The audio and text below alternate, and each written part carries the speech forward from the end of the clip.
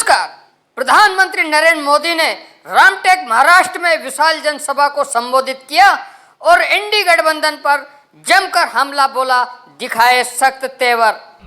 ये इंडी गठबंधन वाले और उनके लोग ये झूठ भी फैला रहे हैं कि मोदी तीसरी बार सरकार में आया तो लोकतंत्र और संविधान खतरे में पड़ जाएगा।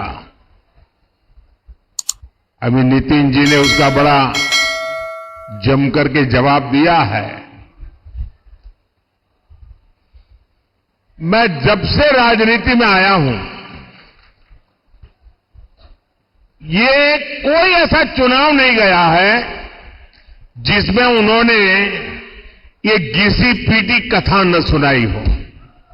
अटल जी की सरकार बनी तब भी ऐसे ही गीत गा रहे थे। इसका मतलब इनकी बैंकरप्सी इतनी है कि इनके पास कोई नया आइडिया भी नहीं है। इमरजेंसी के दौरान क्या लोकतंत्र खतरे में नहीं पड़ा था?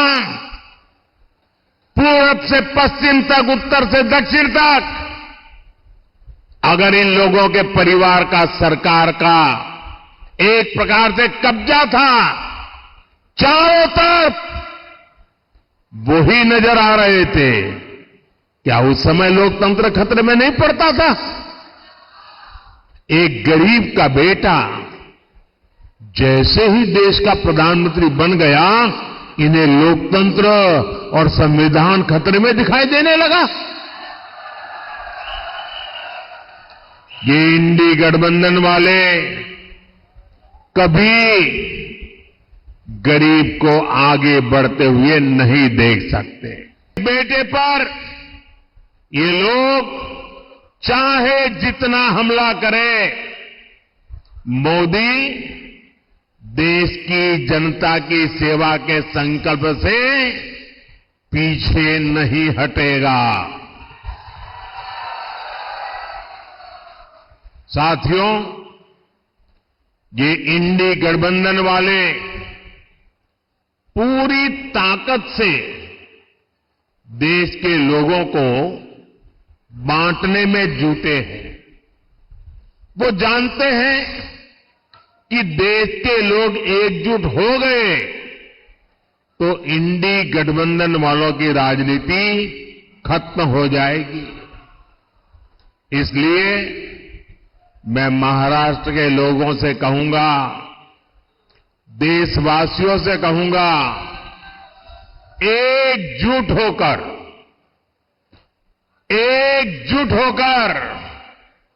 देश के नाम पर वोट दीजिए। ये इंडी गठबंधन वाले ताकतवर हुए तो देश को खंड खंड कर देंगे। आज भी ये एक समाज को दूसरे समाज से लड़ाने में कोई कसर बाकी नहीं छोड़ रहे। आज भी ये भारत की संस्कृति को निशाना बनाना, उसका कोई मौका नहीं छोड़ते। ये कांग्रेस है जिसने एक देश, एक संविधान लागू नहीं होने दिया। ये आज संविधान के नाम पर झूठ फैलाने वाले लोग, मैं उनको सवाल पूछता हूं, अगर आपके लिए संविधान इतनी अहमियत थी तो आपने बाबा साहब आंबेडकर के संविधान को पूरे हिंदुस्तान में लागू करने की हिम्मत क्यों नहीं दिखाई? 70-75 साल तक बाबा साहब आंबेडकर का संविधान पूरे हिंदुस्तान में लागू नहीं हुआ था। कौन जिम्मेवार है? कौन जिम्मेवार है? कौन जिम्मेवार है?